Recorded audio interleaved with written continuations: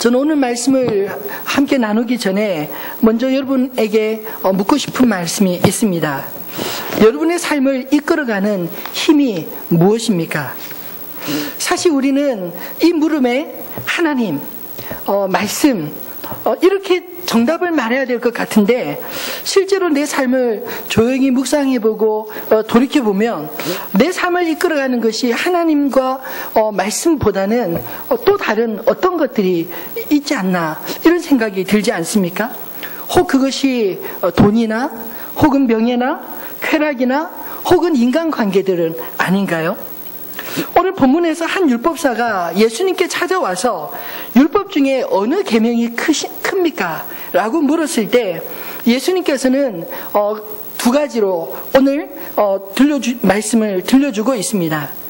사실 당시에 열심히 있던 사람들의 이슈가 어떤 계명이 큰가 였던 것 같습니다. 바리새인들은 율법을 잘 지키기 위해서 율법을 세밀하게 나누었는데 10계명의 글자 횟수를 따져서 그 숫자대로 613개를 뽑았습니다. 그 가운데서도 사람 몸의 신체가 248개 그 지체가 있는데 248개는 적극적으로 하라라는 율법으로, 그리고 1년의 날수 365개는 소극적으로 하지 말라. 우리가 성경에 보면 하라 하지 말라라는 말씀이 있지 않습니까? 그렇게 248개, 365개 이렇게 613개의 계명을 정리했다고 합니다. 사실 말씀을 묵상하다 보니까 365일 동안 하지 마라 라는 말씀이 있다면 참 삶이 고단하겠다라는 생각이 들더라고요. 여러분, 어떻게 하면 율법을 좀 더 잘 지킬 수 있을까? 말씀대로 살려고 하는 이런 고민이 어떻게 보면 그래도 바람직해 보입니다. 예수님도 이 율법사의 질문에 율법과 선지자의 강령이 되는 두 가지 계명을 요약해서 설명해 주셨습니다. 내 마음을 다하고 목숨을 다하고 뜻을 다하여 주 너의 하나님을 사랑하라 하셨으니 이것이 크고 첫째 되는 계명이요 둘째도 그와 같으니 내 이웃을 내 자신과 같이 사랑하라. 근데 말씀을 좀 더 깊이 살펴보면요, 사실은 바리새인들이 알고 싶었던 것은 이 613가지 가운데 어떤 말씀이 가장 큰 계명입니까? 라는 것인데 예수님은 오히려 율법의 어떤 큰 조항, 그 조항을 말씀해 주시기보다 더 중요한 정신을 강조하고 싶었던 것 같습니다.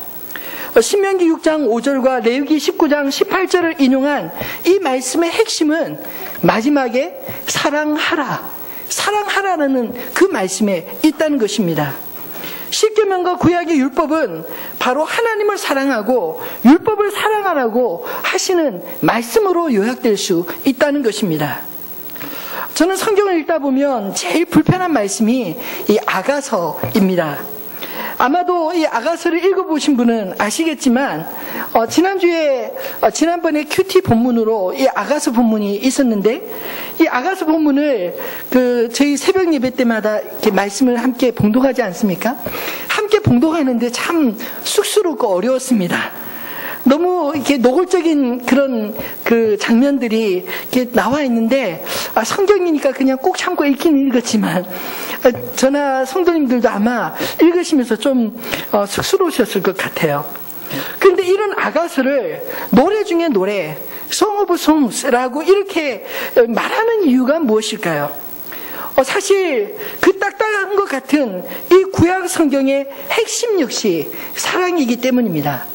아가서에는 하나님이라는 호칭이 나와 있지 않지만 그러나 이 아가서의 정신은 하나님의 숭고한 사랑, 그 남녀의 사랑으로 표현되고 있지만 그러나 하나님과 그 백성 간의 사랑의 노래로 충만하게 채워져 있기 때문입니다.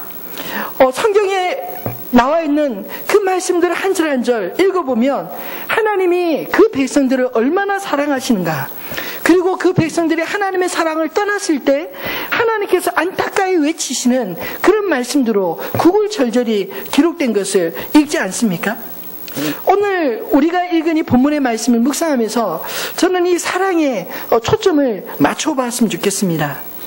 우리가 신앙생활하면서 자주 오해하는 것이 말씀을 지키는 삶이 사랑이 아니라 나의 의를 쌓는 도구로 생각할 수 있기 때문입니다.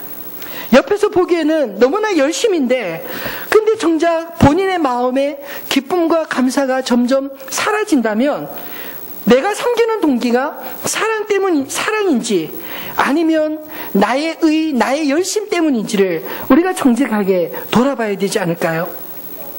저는 오늘 말씀을 묵상하면서 우리의 삶이 무기력해지는 이유가 뭘까라는 생각을 해보았는데 오늘 이 말씀은 그것에 대해서 두 가지를 이야기해 주는 것 같습니다. 그 첫 번째가 우리의 삶이 만약 무기력해진다면 그것은 사랑이 없기 때문인 것입니다.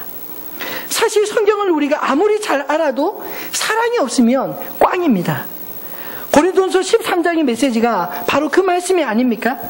내가 사람의 방언과 천사의 말을 할지라도 사랑이 없으면 소리나는 구리와 울리는 괭과리가 되고 내가 예언하는 능력이 있어 모든 비밀과 모든 지식을 알고 또 산을 옮길 만한 모든 믿음이 있을지라도 사랑이 없으면 내가 아무것도 아니요 내가 내게 있는 모든 것으로 구제하고 또 내 몸을 불사르게 내어줄지라도 사랑이 없으면 내게 아무 유익이 없느니라. 예수님께서 그 당대에 율법을 그렇게 열심히 지키고 살려고 했던 바리새인들의 신앙을 인정하지 않았던 이유가 뭘까요?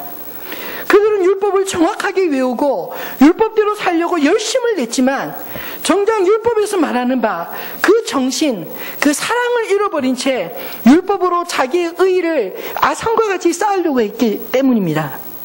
단지 자신이 구원받기 위해서만 율법을 지키려고 애를 썼다는 것이죠. 그렇기 때문에 당연히 자기 희생과 관용 찾아볼 수가 없습니다. 보이기 위한 행위만 무성할 뿐 스스로 의롭게 여기는데 급급할 뿐 이웃을 돌아보는 데에서는 너무나 무관심했던 것입니다. 오늘날 우리들의 신앙도 이렇듯 바리새인들의 신앙을 점점 닮아가는지 않는지 우리가 한번 살펴봐야 되지 않을까요? 성경을 많이 하는 것이 나의 의가 되고 자랑이 되고 성경 말씀들이 다른 사람들을 판단하는 도구가 되어 정말 예수님이 말씀하시는 그 말씀에 들리지 않는다면 우리도 그런 길을 갈 수 있다는 것입니다. 봉사는 열심히 하는데 남들을 섬기는 봉사를 하면서 자꾸만 불평이 나오십니까? 사람들이 미워지십니까? 그렇다면 봉사를 잠깐 쉬셔야 합니다. 아무리 열심히 전도한다고 해도 그 마음에 사랑이 없이 전하는 복음이라면 오히려 상대방에게 복음 때문에 상처를 줄 수 있다는 사실을 아십니까? 아름다운 소식이 오히려 듣기 싫은 소리가 될 수 있다는 것입니다. 사랑 없는 열심은 반드시 오래가지 못해서 스스로 무너져 버리거나 자기와 맞지 않는 사람들을 정죄하는 그런 방향으로 흐를 수 있다는 것입니다. 예수님은 오늘 바리새인들의 질문을 통해서 우리에게 율법 중에 율법보다 그것의 정신을 가르쳐주고자 하십니다. 사실 율법을 주신 것은 율법이 없던 시대에 울타리를 만들어 주시기 위해서 주님 율법을 주셨습니다. 그 율법은 남에게 적용하라고 주신 것이 아니라 율법을 통해서 나 자신을 끊임없이 동기를 살펴보라는 의미에서 율법을 주신 것입니다. 그러므로 마태복음 7장에 보면 비판을 받지 아니하려거든 비판하지 말라. 너희가 비판하는 그 비판으로 너희가 비판을 받을 것이요 너희가 헤아리는 그 헤아림으로 너희가 헤아림을 받을 것이라. 어찌하여 형제의 눈 속에 있는 티는 보고 내 눈 속에 있는 들보는 깨닫지 못하느냐. 예수님이 들려주신 이 말씀은 그 당대의 바리새인들을 향해서 하는 말씀입니다.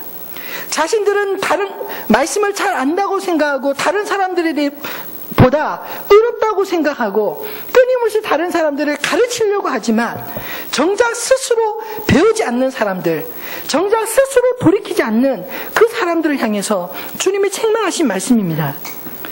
율법주의자들은 율법의 기준을 누가 의인이고 누가 죄인인가 구분짓는 잣대로 보았기 때문에 의인이 되기 위해서 자신도 율법을 열심히 배우고 지키려고 애를 썼는지 모릅니다.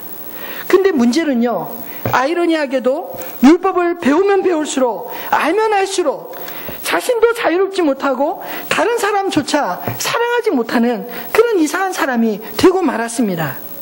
왜냐하면 율법을 주신 그 하나님의 사랑을 이해하지 않았기 때문입니다. 분명히 성경은 사랑하라 라고 했는데 사랑은 빼버리고 그냥 그 말씀대로 살아가려고 애를 쓰니까 마음이 점점 공고해진다는 것이죠. 여러분, 사랑해 보셨습니까? 사랑하면 그저 모든 것을 사랑하는 사람에게 다 맞춰주고 싶은 마음이 생기지 않나요?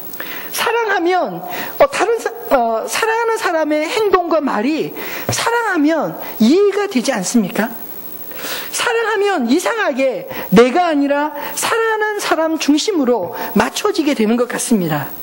사랑하면 어떤 말과 행동도 그냥 이해가 되는 것입니다. 근데 문제가 무엇입니까? 내 안에 그런 사랑이 없다는 것입니다. 그런 사랑이 없으면 사람들의 행동과 말에 이해가 되지 않을 뿐만 아니라 모든 것을 나 중심으로 사람들을 맞추려고 애를 쓰게 되는 것입니다. 여러분, 하나님이 어떤 사람을 찾으실까요?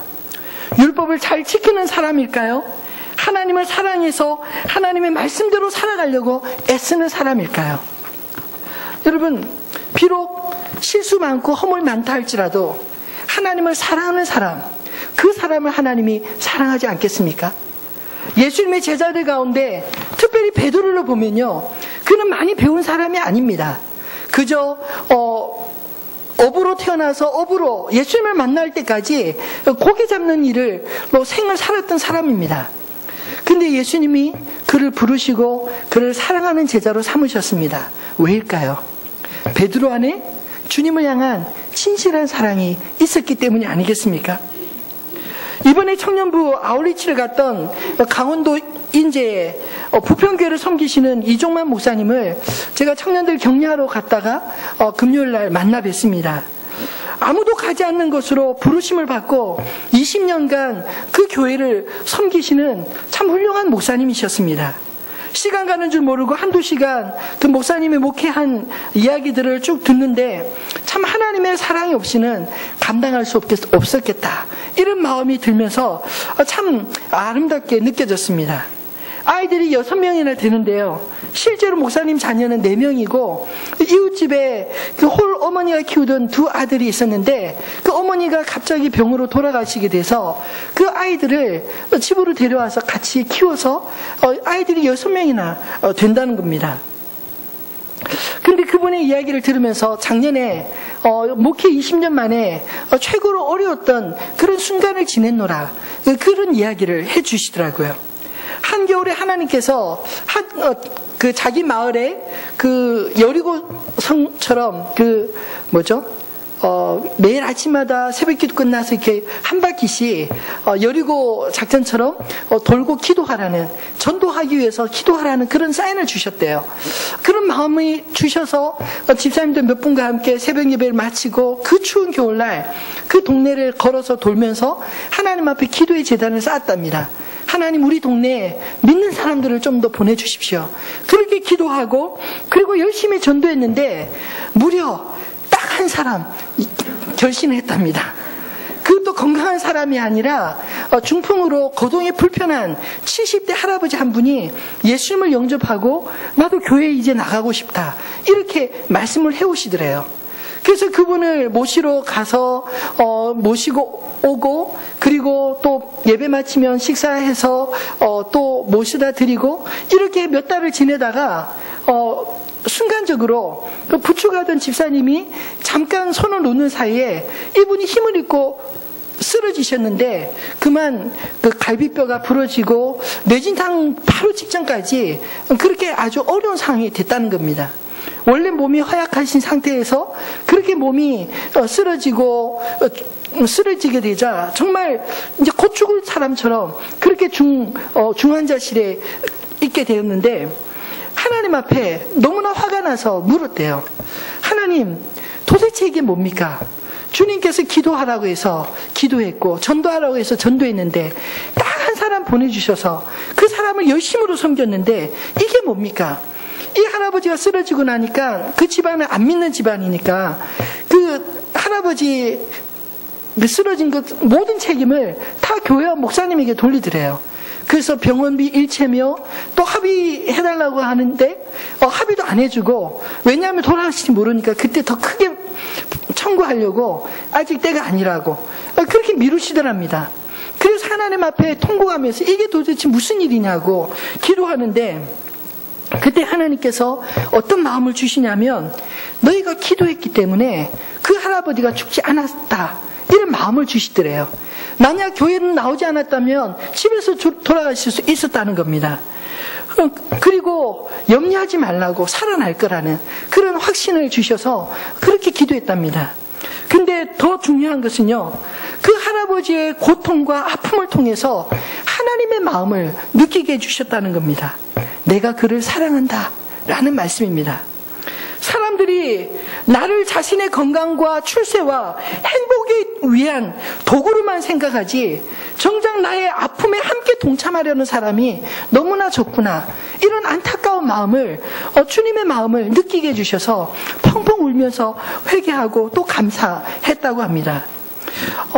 그런데 정말 기적과 같이 그 70대 할아버지, 이 갈비뼈가 한번 부러지면 잘 아물지 않을 것 같은데 정말 건강하게 잘 아물고 회복이 되셔서 퇴원하셨다고 합니다.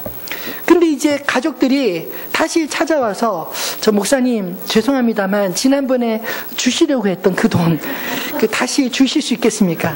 알고 보니까 그 보험도 다 들어가지고 보험도 다 타먹고, 그리고 난 다음에 또 보상비 달라는 거예요. 근데 마음이 너무나 서운한데, 안 주고 싶은데 하나님 앞에 기도했대요. 하나님, 이것도 뭡니까? 이 줘야 됩니까? 말아야 됩니까? 기도하는데 하나님이 그냥 주라는 마음을 주시더래요. 주라고. 단 줄 때 한마디만 하라고. 하나님이 당신을 사랑하신다고. 하나님이 당신들 사랑하니까 꼭 예수님 믿으라는 그 한마디만 하고 전해주라고 하는 그 이야기를 받았다는 겁니다. 돈이 그 시골 교회, 성도도 한 20-30명밖에 안 되는 교회에서 몇백만 원 어떻게 마련하겠어요? 근데 참 기가 막히게도 하나님이 주라는 사인을 주셨을 뿐만 아니라 꼭 그만큼 또 돈을 주시더랍니다. 그래서 하나님께서 주신 마음이니까 그렇게 드리고 주면서 그 한마디를 전해줬대요. 물론 아직 그 할아버지도 넘어지시고 난 이후에 교회 나오지 못하고 자녀들도 나오지 않지만, 아마도 그분 목사님은 그렇게 기대하고 있더라고요. 하나님이 행하셨다면 하나님 반드시 지금 작업 중에 있을 것이라고 믿는다고. 사실 이 목사님의 간증을 들으면서 참 많이 부끄러웠습니다. 도시에서 너무나 편리한 것에 익숙해져 있는 저의 모습이 부끄러웠고요. 비록 작은 교회지만 하나님을 향한 사랑으로 20년을 한결같이 섬겨는 그 모습이 참으로 귀하게 보였습니다. 저는 담임 목회한 지 이제 고작 2년 한 6개월 정도밖에 되지 않은데 벌써 지치는 것을 보면서 참 많이 그 목사님을 보면서 위로도 받고 또 반성도 하게 됐습니다. 그 목사님 마지막 고백은 사랑이었습니다. 온전한 순종은 온전한 사랑에서 나오는데 아직도 너무나 부족하다, 그런 말씀을 하시더라고요. 제가 보기에는 이미 참 주님을 향한 사랑으로 여기까지 살아오신 것 같은데, 주님을 향한 사랑 없으면 20년간 어떻게 살아올 수 있었겠습니까? 그럼에도 불구하고 하나님의 사람들은 여전히 사랑에 목마른 것 같아요. 아직까지도 부족하다, 아직까지도 온전히 더 사랑하지 못한 것에 대해서 죄송하다, 그런 마음의 고백을 하시더라고요. 사랑하는 성도 여러분, 우리의 섬김과 우리의 열심에 바라기는 사랑이 꼭 있으면 좋겠습니다. 사랑이 빠져버리면 아무것도 아닙니다. 그 율법이 정신이 빠져버리면 그 율법의 계명은 마치 안고 없는 빵과 같이 알맹이 없는 껍데기 같은 그런 형태일 수밖에 없다는 것입니다. 우리의 섬김과 열심에 하나님의 그 사랑이 충만하게 되시기를 소원합니다. 두 번째로, 우리의 삶이 무기력해지는 이유가 무엇일까요? 하나님이 사랑하라는 거 사랑하지 못하고 엉뚱한 거 사랑하기 때문에, 엉뚱한 데 마음을 빼앗기기 때문에 그것이 문제가 아닐까요? 예수님은 사랑의 대상을 분명하게 말씀해 주셨습니다. 첫째는 하나님이요, 둘째는 내 이웃이라고 말씀하셨습니다. 사랑해야 될 대상이 중요한 것은요, 우리의 사랑이 방향을 잃어버리지 않기 위해서입니다. 사실 하나님은 우리 눈에 보이지 않기 때문에 사랑하기가 쉽지 않지 않습니까? 그리고 내 주변에 가까운 이웃들은 또 너무나 잘 보이기 때문에 사랑하기가 또 쉽지 않지 않습니까? 그래서 우리는 내 눈에 보이는 아름다운 것, 내게 유익하게 보이는 것을 우리가 더 열심히 사랑하고 쫓아가고 있지 않나요? 겉보기에는 분명히 예수를 잘 믿는 신앙인 같은데 실제로 살아가는 모습은 성경의 말씀과 전혀 다른 방향으로 살아가고 있다면 바리새인들과 다를 바 없이 주님께 생방들을 이룰 것이라고 믿습니다. 여러분, 신앙이 무엇입니까? 저는 신앙은 우리의 삶의 방식, 생활 방식이라고 생각합니다. 사람은 믿는 대로, 살아가는 대로 살아가게 되어 있습니다. 말과 행동이 다르다면 사람들은 그의 말보다는 그의 행동을 통해서 그가 하는 진심 어린 말을 듣게 되지 않습니까? 오늘날 많은 사람들이 교회에 대해서, 그리스도인들에 대해서 참 서운한 마음을 갖는 이유가 뭘까요? 말과 행동이 다르기 때문이라, 다르다는 그런 핀잔을 받고 있지는 않습니까? 사랑하는 성도들, 우리가 무엇을 사랑하는지 진심으로 점검해 봐야 될 줄로 믿습니다. 만약 우리가 돈이 최고다라고 믿는다면 모든 관심과 행동이 돈을 추구하는 데 있지 않겠습니까? 심지어 신앙도 돈을 벌기 위한 수단으로 전락되고 말 것입니다. 힘과 권력이 최고라고 믿는 사람 역시 하나님은 자신의 권력을 후원해 줄 그런 후원자 정도로 여기고 자기가 유익할 때만 찾고 평상시에는 자기에게 힘이 되어줄 사람을 그렇게 쫓아다니지 않을까요? 쾌락을 추구하는 사람은 자신을 즐거움을 쫓아서 시간과 물질을 다 쏟아붓고 하나님을 위해서는 쓰다 남은 시간, 쓰다 남은 물질, 쓰다 남은 재능으로 생색내려 하지 않겠습니까? 그렇다면 우리가 하나님과 이웃을 어떻게 사랑해야 할까요? 하나님을 사랑할 때 오늘 본문 37절은 이렇게 말씀합니다. 내 마음을 다하고 목숨을 다하고 뜻을 다하여 주 너의 하나님을 사랑하라. 이것이 크고 첫째 되는 계명이라고 말씀하십니다. 이 크고 첫째 되는 계명이라는 말은 모든 것의 근원이 되는 소중한 가장 중요한 계명이다 라는 말씀입니다. 하나님을 사랑하는 그 중심이 있어야 나머지 모든 계명을 다 받들 수 있다는 그런 말씀입니다. 하나님을 사랑할 때는 마음과 목숨과 뜻을 다하라 라고 말씀합니다. 즉 전인격적으로 사랑하라는 그런 부르심입니다. 여러분, 우리가 이런 사랑 어떻게 할 수 있을까요? 이 기준은 사실 내가 아닙니다. 두 번째 계명으로 내 자신과 같이 이웃을 사랑하라라고 할 때 그 기준을 나의 기준으로 삼으라고 했는데 첫 번째 계명은 그 기준이 내가 아니라 하나님 자신입니다. 여러분, 여기서 마음, 목숨, 뜻, 이 의미가 뭘까요? 마음은 외식이 아닌 진정한 의지를 강조하는 하트라는 단어로 영어 성경은 그렇게 쓰였습니다. 그리고 목숨은 soul, 즉 육체적 생명을 뜻하는데 적당히 하지 않고 생명을 걸고 하는 그런 마음 자세를 가르칩니다. 그리고 뜻은 mind라는 단어로 지적 능력을 뜻하는 말로서 맹목적인 것이 아니라 분명한 이해와 통찰력을 가지고 사랑하라, 이렇게 말씀하신 것입니다. 사실 예수님이 하나님을 향해 우리에게 보여주신 사랑, 그것이 바로 마음을 다하고 목숨을 다하고 뜻을 다하여 하나님을 사랑하는 것이 무엇인지 보여주신 것이 아닐까요? 그래서 저는 하나님을 어떻게 사랑해야 되느냐라고 묻는다면 예수님처럼 사랑해야 됩니다, 이렇게 말하고 싶습니다. 그 다음으로 이웃을 사랑할 때는 39절의 기준을 제시합니다. 둘째도 그와 같으니 내 이웃을 내 자신과 같이 사랑하라. 둘째도 그와 같으니라는 말씀은 앞에 첫째 계명과 차별해서 그보다 못하다라는 의미가 아니라 마치 동전의 앞뒤와 같이 그와 같다라는 의미로 이야기하고 있습니다. 요한일서 4장 20절로 21절 말씀은 하나님 사랑과 이웃 사랑, 즉 형제 사랑은 끊어낼 수 없는 것이라는 것을 이렇게 강조하고 있습니다. 누구든지 하나님을 사랑하노라 하고 그 형제를 미워하면 이는 거짓말하는 자니 보는 바 그 형제를 사랑하지 아니하는 자는 보지 못하는 바 하나님을 사랑할 수 없느니라. 우리가 이 계명을 주께 받았나니 하나님을 사랑하는 자는 또한 그 형제를 사랑할지니라. 하나님을 사랑하기 때문에 이웃은, 형제는 그냥 무관심해도 된다? 아니라는 것입니다. 하나님을 사랑하면 당연히 이웃을 사랑하게 되어 있다는 것입니다. 그리고 이웃을 사랑하는 동기 속에 하나님을 향한 사랑이 있다는 것을 강조하고자 하는 것입니다. 그 다음에 너 자신과 같이라는 말은 자신을 먼저 사랑하는 말이 아닙니다.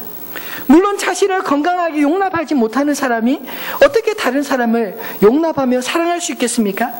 그렇지만 여기에서 너 자신같이라는 말은 본능적으로 우리가 우리 자신의 몸을 위하고 자신에 대해 관대한 것처럼 그렇게 관대하고 위하라라는 것입니다.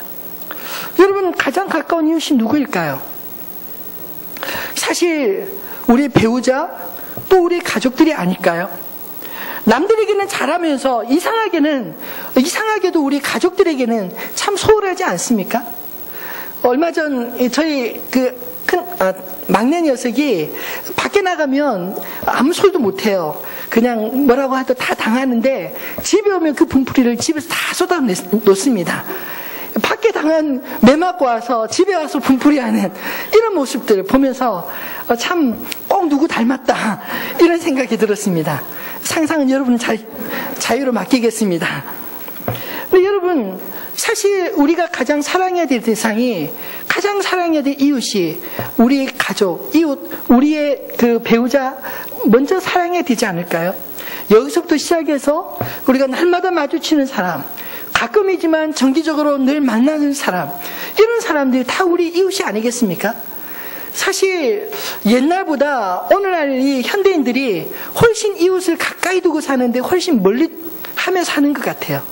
아파트에 사니까 문만 딱 열면 문 앞에 이웃이 있고 또 위에도 이웃이 살고 아래도 이웃이 사는데 그 이웃에 대해서 참 무관심하며 살아가는, 문 딱 걸어 잠그고 살아가는 모습, 우리 모습은 아닌가요?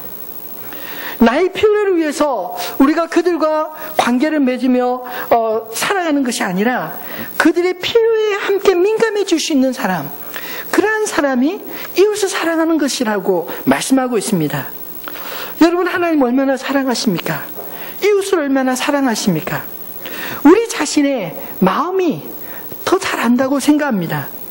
하나님이 안타까워하시는데 나는 아무런 느낌이 없다면 내가 하나님을 잘 모르거나 하나님을 잘 사랑하지 않는 것입니다. 내 이웃이 고통 중에 있는데 내가 아무런 불편이 못 느낀다면, 나에게 아무런 영향이 미치지 않는다면 그건 역시 우리가 진심으로 이웃을 사랑하지 않는 증거가 아닐까요? 만약 우리가 하나님의 마음 그리고 이웃들의 형편, 그것들이 도무지 느껴지지 못한다면 나는 그저 종교인으로 마치 바리새인들처럼 율법을 잘 지켜서 자기 의를 추구하며 살아가는 사람과 다를 바가 무엇이 있겠습니까? 만약 그렇다면 우리가 어떻게 주님 앞에 주님의 제자라고 고백할 수 있겠습니까? 요한복음 14장 34절에 예수님은 제자들에게 새 계명을 주셨습니다. 새 계명을 너희에게 주노니 서로 사랑하라. 내가 너희를 사랑한 것 같이 너희도 서로 사랑하라. 너희가 서로 사랑하면 이로써 너희가 내 제자인 줄 알리라. 사랑하는 성도분, 진심으로 주님 앞에 주님을 사랑하고 그리고 이웃을 사랑할 때 비로소 우리가 우리 자신의 말에서가 아니라 세상 사람들도, 아니 하나님도 우리가 참으로 하나님의 사람인 것을 알아본다는 그런 말씀입니다. 그러므로 우리가 주님과 이웃 외에 엉뚱한 것 쫓아 사랑하지 않게 되기를 주님의 이름으로 축원합니다. 말씀을 맺겠습니다. 주님 앞에 사랑을 회복하시기를 바랍니다. 요한계시록의 7교회에 보낸 편지 가운데 첫 번째로 보낸 편지가 에베소 교회에 보낸 편지입니다. 이 에베소 교회는 고난과 시련 중에도 열심으로 믿음을 지켜낸 그런 칭찬받을 교회였습니다. 그럼에도 불구하고 예수님은 이 에베소 교회를 책망하셨습니다. 그 이유가 뭘까요? 요한계시록 2장 1절로 5절 말씀 우리 같이 한번 읽어볼까요? 요한계시록 2장 1절로 5절 말씀입니다. 우리 찾아서 읽겠습니다. 에베소 교회의 사자에게 편지하라. 오른손에 있는 7별을 붙잡고 7 금촛대 사이를 거니시는 이가 이르시되 내가 내 행위와 수고와 내 인내를 알고 또 악한 자들을 용납하지 아니한 것과 자칭 사도라 하되 아닌 자들을 시험하여 그의 거짓된 것을 내가 드러낸 것과 또 내가 참고 내 이름을 위하여 견디고 게으르지 아니한 것을 아노라. 그러나 너를 책망할 것이 있나니 너의 처음 사랑을 버렸느니라. 그러므로 어디서 떨어졌는지를 생각하고 회개하여 처음 행위를 가지라. 만일 그리하지 아니하고 회개하지 아니하면 내가 내게 가서 내 촛대를 그 자리에서 옮기리라. 에베소 교회의 수고와 인내와 그리고 악한 자들로부터 교회를 지키고 주님의 이름을 위해서 견디고 게으르지 아니한 것, 그 다 주님이 아신다라고 이야기합니다. 인정하십니다. 그럼에도 불구하고 책망받은 이유가 무엇입니까? 처음 사랑을 잃어버린 때문이라고 말씀하지 않습니까? 여러분, 우리의 바쁨과 우리의 수고와 진리를 위한 우리의 삶의 투쟁의 이유가 무엇인가요? 하나님을 향한 사랑과 이웃을 향한 사랑이 쏙 빠진 그 수고와 열심과 진리를 향한 투쟁이 누구에게 유익이 있냐는 것입니다. 그 모든 것이 하나님과 무슨 상관이 있느냐고 주님은 물으신다는 것입니다. 지난주 교육자 수련회로 여수 애양원을 지나오면서 전에 발견하지 못한 그 손양원 목사님의 글귀 하나가 눈에 보여서 그 사진으로 찍어 왔습니다. 손양원 목사님이 친히 쓰신 그 한문의 글귀는 이런 내용입니다. 내가 디딘 발자국은 뒷사람의 길이 되니라. 내가 디딘 발자국은 뒷사람의 길이 되니라. 사실 손양원 목사님은 여순 반란 사건 때 2 아들을 죽인 청년이 사형 선고를 받고 총살당하게 되었습니다. 근데 그 직전에 손양원 목사님이 기도를 하는데 하나님께서 계속 이런 마음을 주시는 것입니다. 그 생명이 죽어가는데 가만히 방조하는 것은 나에게 원수를 갚는 것이지만 그러나 원수를 사랑하라고 하시는 하나님의 말씀에는 내가 불순하는 것이 아닌가. 원수 갚도록 내버려두고 싶은 마음과 그리고 말씀에 순종해야 된다는 성령의 음성에 실험하다가 송살 직전에 이 청년을 살려달라고 탄원서를 내고 군인에게 찾아가서 그 아들을 살려냅니다. 그리고 자기의 2 아들, 사랑하는 큰아들과 둘째 아들을 죽인 그 청년을 자기의 양아들로 삼아서 함께 살게 되었습니다. 사실 복음은 말로만 전해지는 게 아닌 것 같습니다. 복음은 순종의 삶을 살아낼 때 비로소 그 복음의 영향력이 힘있게 나타나지 않을까요? 손양원 목사님의 그 믿음의 고백처럼 그분이 복음을 삶을 통해 살아내었을 때 그 뒤를 따라 복음을 영접한 사람들이 수없이 일어나서 순천과 여수는요 전국적으로도 복음화율이 가장 높은 도시 중에 하나입니다. 무려 한 40% 정도. 제가 제 고향이 여수이기 때문에 잘 압니다. 정말 보이는 게 교회밖에 없어요. 그렇게 복음에 많은 사람들이 응답하고 믿음을 살아가는 이유가 무엇일까요? 이렇듯 믿음의 사람, 그 사람의 삶을 바라보며 함께 쫓아가고자 하는 그런 열심이 생겼기 때문이 아닐까요? 여러분, 무엇이 하나님의 마음을 감동시키고 무엇이 우리 형제들의 이웃의 마음을 감동시킬 수 있겠습니까? 바로 사랑이지 않겠습니까? 예수님은 오늘 율법주의자들이 어떤 계명이 가장 큰 계명입니까? 라고 물었을 때 주님은 큰 계명, 작은 계명 이것을 말하기보다는 사실은 첫째 되는 계명, 둘째 되는 계명 말씀하셨지만 그 계명의 가장 핵심이 바로 사랑하라는 데 있다는 것을 오늘 우리에게 말씀해 주고 계십니다. 사랑하면 율법이 온전히 이루어지게 될 줄로 믿습니다. 예수님 역시 바리새인들로부터 숱한 비난을 감수하면서도 안식일에 병든 자들의 병을 고쳐주셨고 죄인들이라 따돌림 당하던 자들의 친구가 되기를 기뻐하셨던 것은 예수님 안에 크신 사랑이 있었기 때문이 아닐까요? 그 사랑이 오늘 저와 여러분을 살렸습니다. 그 사랑이 오늘 저와 여러분을 움직이는 그런 힘의 근원이 되시기를 주님의 이름으로 축원합니다.